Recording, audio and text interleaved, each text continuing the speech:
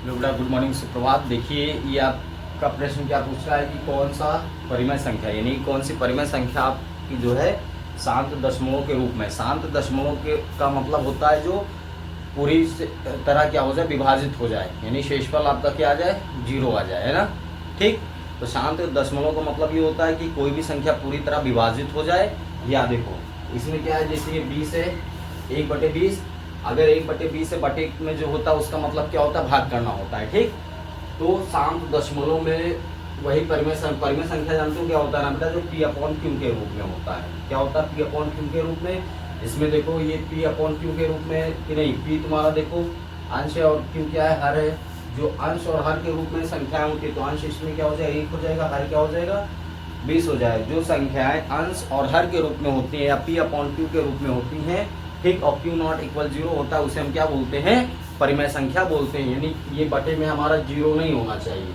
जैसे 5 है, ये 15 है, ये 27 है, ये 20 है, ठीक है, ये सब क्या होना चाहिए कि अंकों में होना चाहिए, है ना, 0 में नहीं होना चाहिए, तो उसे हम क्या बोलते हैं, परिमेय संख्या बोलते हैं। ठीक, अब देखिए इसमें क्या करना है, ध्यान दीजिए, हमें शांत बताना है। ठीक, तो ये जो बटे वाली चीज है ये किसमें होना चाहिए, 2 की पावर m इंटू 5 की पावर n में होना चाहिए, यानी 2 की पावर m और 5 की पावर n।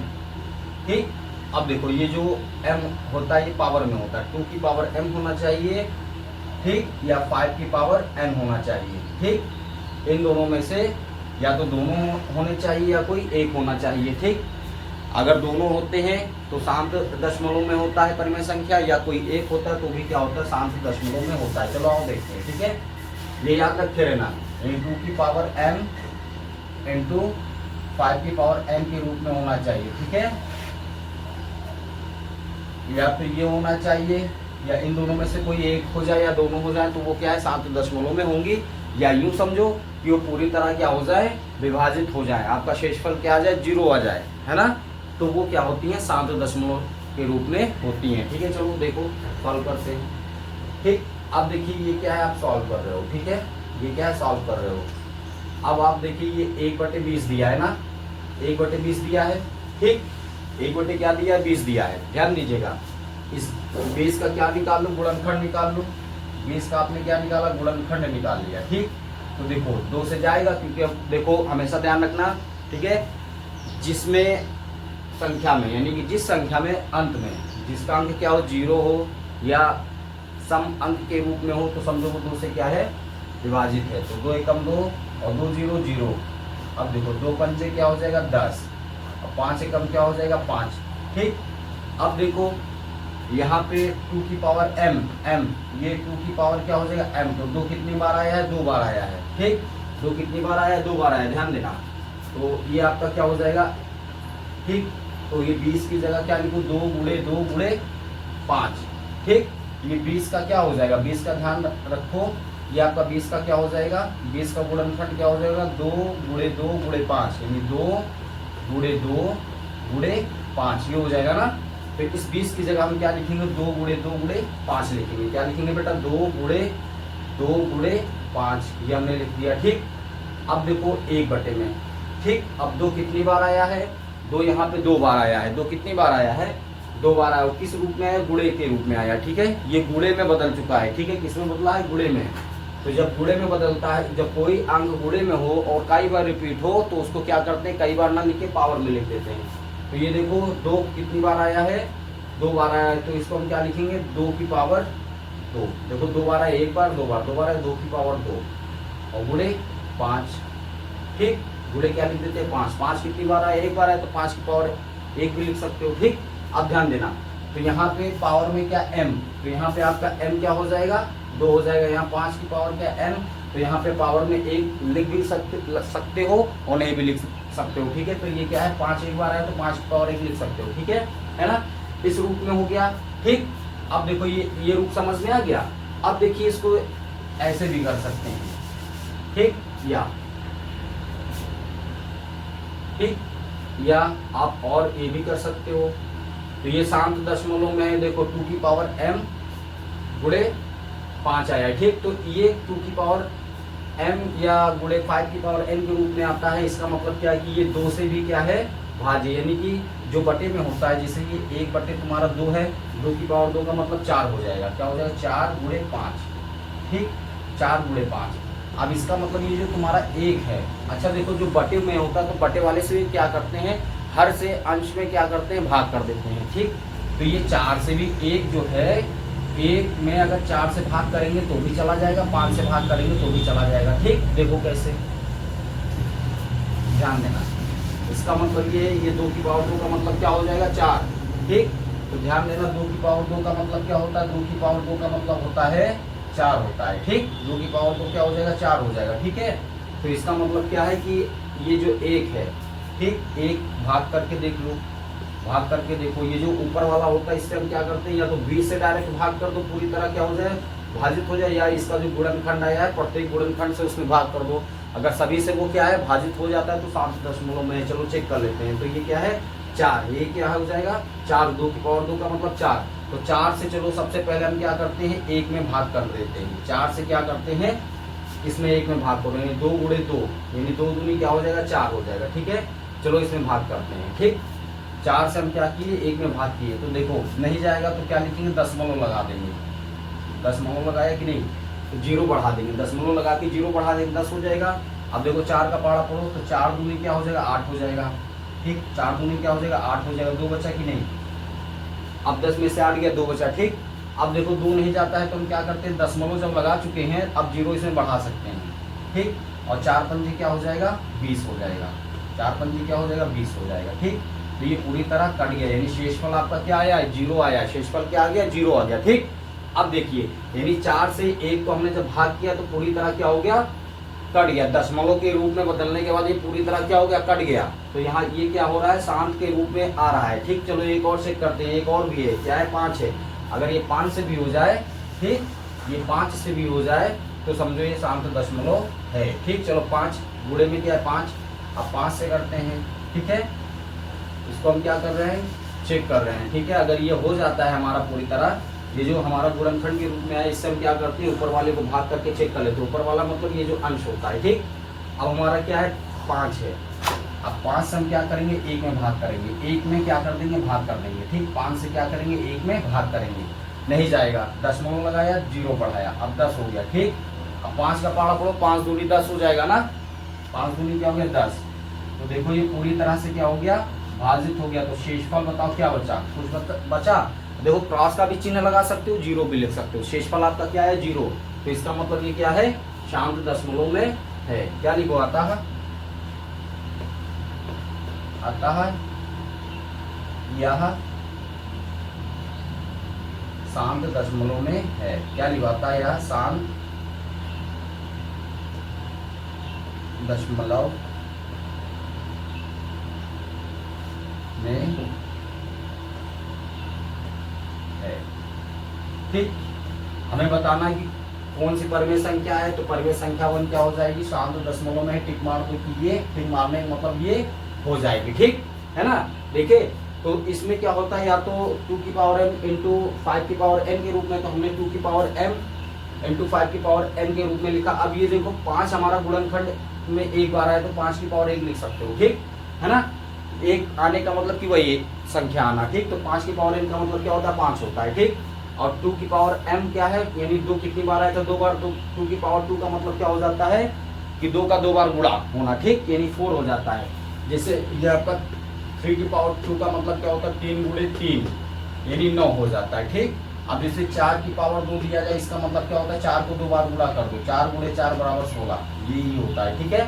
तो इस रूप में निरूपित करके हम क्या कर सकते हैं? इसको भाज्य कर सकते हैं, ठीक।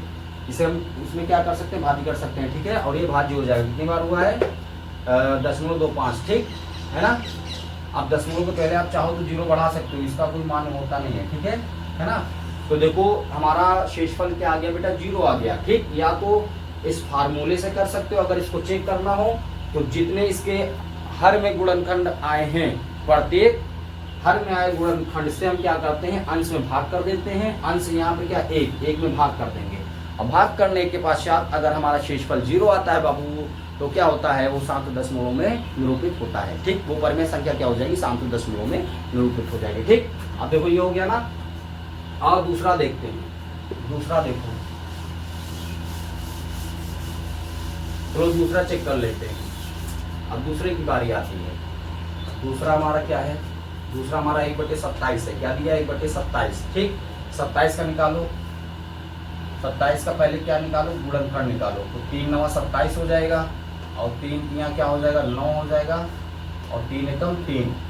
ठीक, अब ये बताओ ये क्या है, 3 की पावर क्या आ रहा है, 3 की पावर 3 आ रहा है। इसमें क्या आना चाहिए, 2 की पावर m इंटू 5 की पावर n होना चाहिए। 2 की पावर m इंटू 5 की पावर n होना चाहिए। ठीक, अब देखो इसको कर लेते हैं। तो देखो ये क्या है, 3 इंटू 3 इंटू 3 है ना। तो ये क्या होना चाहिए, होना चाहिए 2 की पावर m इंटू 5 की पावर n होना, या तो दोनों होने चाहिए या दोनों में से कोई एक होना चाहिए। ठीक, या तो 2 की पावर m होना चाहिए या 5 की पावर n होना चाहिए। मान लो यहाँ पे केवल तुम्हारा 2 की पावर m आता है, यानी 2 ही आता, या ये हो या 5 की पावर n हो, या तो दोनों हो। ठीक, तभी ये क्या है, शांत दशमलव निरूपित होगा। ठीक है ना। लेकिन यहाँ पे कुछ और आ रहा है, यहाँ पे क्या आ रहा है, 3 की पावर में, यानी 3 कितनी बार आया है, 3 बार आया है। तो पहले 3 लिखो, और कितनी बार आया गुणनखंड में, 3 बार, तो 3 की पावर 3। ठीक, ये हो भी नहीं करेगा, ये नहीं होगा, ये क्रॉस मार दो। ठीक, ये नहीं होगा। ठीक है ना, चेक कर लिया हमने कि 3 की पावर 3 में आया, और क्या होना चाहिए, या तो 2 की पावर m होना चाहिए या 5 की पावर n होना चाहिए, या तो अकेले अकेले होना चाहिए या दोनों एक साथ में होना चाहिए। ठीक, तभी होगा। ठीक है, अब देखो ये नहीं होगा ना। अब चलो इसको चेक कर लेते हैं। ठीक है, 3/5 को तीसरा ले लो। तीसरा क्या है, 3/5 क्या है, 3/5। ठीक है, 3/5 को ले लेते हैं। 5 का गुणनखंड होवे नहीं करेगा। ठीक, चलो इसको भाग करके देख लेते हैं। ठीक है ना, हमने क्या कहा था, या तो 5 की पावर n होना, ये तो 5 होना चाहिए, तो 2 की पावर m होना चाहिए। अब देखो 5 कितनी बार आया, यानी 5 की पावर 1 का मतलब क्या होता है, 5 होता है। 5 की पावर, ए बाबू देखो 6 की पावर 1 का मतलब क्या होता है, तुम्हारा 6 होता है, क्योंकि पावर 1 क्या रहता है, छिपा रहता है। ठीक, अब देखो ये 3 है, तो 3 में पावर 1 छिपा है। 5 है, तो 5 में पावर 1 छिपा है, तो सभी में पावर 1 छिपा रहता है। ठीक, तो हमने क्या बताया, या तो केवल 5 की पावर m हो, या तो केवल 5 की पावर क्या होता है, n होता है, या तो 2 की पावर m अकेला अकेला हो, या तो दोनों एक साथ हो। लेकिन यहाँ पे 5 क्या है, अकेले में है ना, यहाँ 5 क्या है, अकेले में है, तो ये 3 अपॉन क्या हो जाएगा, 5 की पावर 1 हो जाएगा। 1, ये पावर 1 का मतलब कि 5 की पावर n कितना है, 1 है। ठीक, यानी यहाँ पावर अगर n है, तो n के रूप में यहाँ पे क्या हो जाएगा, 1 हो जाएगा, तो ये आपका हो जाएगा। ठीक, अब इसको अगर चेक करना चाहते हो चेक कर लो, यानी 5 से हम क्या करेंगे, 3 में भाग कर देंगे। 5 से 3 में भाग कर देंगे। ठीक, तो देखो अगर पूरी तरह भाजित हो जाता है तो ये आपका हो जाएगा, है ना। तो देखो कैसे होगा, दशमलव लगाएंगे, क्योंकि डायरेक्ट 3 जाएगा नहीं, 5 के पहाड़ में 3 में आता ही नहीं है। ठीक, तो यहाँ पे दशमलव आगे 0 बढ़ाओ, 30 हो गया। अब 5 का पहाड़ पाओ 30 है, 5 का क्या होता है, 30 हो जाता है। क्या हो जाता है, 30। अब देखो ये पूरी तरह से भाजित हो गया है ना। अब शेषफल में क्या करते हैं, या तो क्रॉस लगा सकते हैं या तो 0 लगा सकते हैं, हम बता चुके हैं। ठीक है, तो अब यहाँ पे पहले 0 बढ़ा दो, इसका मतलब होता कुछ नहीं है। ठीक है, तो क्या हो जाएगा, 0.6। अब देखो पूरी तरह से कट गया, तो ये तुम्हारा हो जाएगा, ये शांत दशमलव में हो जाएगा। ठीक, क्या हो जाएगा, शांत दशमलव में हो जाएगा। ठीक है ना, तो क्या लिख सकते हो, आता है शांत दशमलव के रूप में निरूपित है। ठीक, अब देखो नंबर 4 पे आ जाओ, इस पे आ जाओ, नंबर 4 पे आ जाओ बेटा। ठीक है ना, ये नंबर 4 दिया है तुम्हारा, क्या दिया, नंबर 4। नंबर 4 क्या है, 1/15, 1 क्या है, 15 है। ठीक, 1 क्या है, 15 है, तो 15 का चलो निकाल लो, 15 का निकल जाएगा गुणनखंड। ठीक है, तो 3 5 15 हो गया, 5 एकम 5 हो गया। ठीक, अब देखो इसका अगर आपने निकाला है तो 1 में क्या है, 3 गुणे 5 है। ठीक, 3 गुणे 5 है। अब हमको ये बताओ, या तो क्या होना चाहिए, 5 की पावर n होना चाहिए अकेले, या तो 2 की पावर m होना चाहिए, ये भी अकेला होना चाहिए, या तो दोनों एक साथ होना चाहिए। तो यहाँ 2 हैं, लेकिन क्या है, 5 तो है, लेकिन 5 के साथ में 2 नहीं है, 3 है। 3 है ना, 5 के साथ में क्या है, 3 है ना। ठीक, और अगर होना चाहिए, या तो ये अकेला होना चाहिए या तो 2 होना चाहिए, लेकिन यहाँ पे 2 के अलावा और कोई साथ में है, तो इसीलिए ये नहीं होगा। ठीक, अगर यहाँ पे 2 होता तो चलो इसको चेक कर लेते हैं। ठीक, चेक करो, हमने कहा था कि हर में अगर गुणनखंड होता है तो प्रत्येक गुणनखंड से हम क्या कर सकते हैं, हर से अंश में भाग कर सकते हैं। चलो 3 से 1 में भाग करो, नहीं जाएगा। दशमलव लगाया, 0 बढ़ाया तो क्या हो जाए, 3 तियां 9 हो जाएगा। फिर आपका 1 बचा, 0 बढ़ा सकते हो, फिर 3 तियां 9 हो जाएगा। फिर आपका 1 बचा, इसे 1 बचता चला जाएगा। क्या ये 3 से पूरी तरह भाजित है? नहीं भाजित है, क्योंकि ये क्या हो जाएगा, इसी तरह रिपीट होता चला जाएगा। ठीक है, तो ये दशमलव क्या है, पूरी तरह से शांत में नहीं है, शांत नहीं है। ठीक, शांत वो होता है जो क्या होता है, कट जाता है पूरी तरह से। ठीक, लेकिन ये पूरी तरह से नहीं कट रहा, हर बार 1 बचता चला जा रहा है, तो ये क्या हो जाएगा, शांत दशमलव में नहीं होगा। ठीक, अब ये 3 से नहीं कट रहा है लेकिन 5 से कट जाएगा। या तो दोनों से कटना चाहिए, या तो 5 अकेला होना चाहिए, या उस 5 के साथ में 2 होना चाहिए। और 5 के साथ में अगर मान लो कि 3 आ जाता है, 7 आ जाता है, ठीक है, विषम संख्या कोई भी आ जाए तो समझो, यानी कि 5 के साथ में अगर विषम संख्या में कोई साथ में आ जाता है तो वो शांत दशमलव में नहीं निरूपित हो सकता है। ठीक, तो यहाँ पे क्या विषम में क्या आ गया तुम्हारा, 3 आ गया। ठीक, तो इसीलिए ये क्या हो गया, देखो 3 से हमने क्या किया, प्रत्येक गुणनखंड से क्या किया, हमने अंश में भाग दिया, हमारा बचता चला जा रहा है, यानी ये शांत दशमलव में नहीं होगा, ये शांत दशमलव में नहीं होगा। ठीक है ना, ओके बेटा, ठीक है। खूब मन से पढ़िए, ध्यान से पढ़िए और खूब सवाल लगाइए मैथ में, है ना। जितने फार्मूलाज वगैरह हैं क्लास 8th से लेके, है ना, क्लास 8th या 5th से लेके 10th तक मैथ में जितने फार्मूलाज वगैरह हैं उन सबको क्या करो, याद कर डालो, है ना। याद करने के बाद उसी फार्मूले बेस पे जो क्वेश्चंस दिए गए उनको कई बार लगाओ, है ना। जब लगाओगे तो सारी चीज़ें आपको समझ में धीरे धीरे आने लगेंगी, है ना। तो कंपटीशन लेवल का भी इसमें जो होता है क्वेश्चंस होता है इसी तरह आते हैं कंपटीशन में भी, है ना। तो आप उसको आराम से निकाल ले जाओगे, ठीक है। लेकिन खूब मन से और खूब क्या करना है, मन को गहन अध्ययन में बदलना है। खूब गहन अध्ययन करिए, मन को क्या करिए, अध्ययन में लाइए और खूब गहन अध्ययन करिए, ठीक है। तो आराम से निकल जाएंगे। तो हमें बैसाखियों का सहारा नहीं लेना पड़ेगा, है ना, क्योंकि सेल्फ स्टडी करके हम क्या कर सकते हैं, परिवर्तन ला सकते हैं। अब परिवर्तन वही लाता है जो सेल्फ स्टडी करता है ना। बैसाखियों का सहारा कम लेता है, ठीक, सहारा लेना पड़ता है ना। जैसे शुरुआत में मम्मी पापा क्या होते हैं, हमारे लिए बैसाखी होते हैं, लेकिन अब वही मम्मी पापा हमेशा लिए बैसाखी हो जाए तो लड़का क्या होता, बर्बाद हो जाता बाबू, है ना।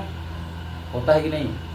अब लड़का बड़ा हो गया, चलने लगा, लेकिन पापा तो वो उंगली पकड़ के चला रहे हैं, मम्मी तो वो उंगली पकड़ के चला, यानी दुलार हो जाए, दुलार में लड़का क्या होते हैं, बाबू बर्बाद हो जाते हैं। तो इसीलिए बैसाखियों का कम सहारा, सेल्फ स्टडी करिए, खुद से पहचानो अपने आप को, है ना।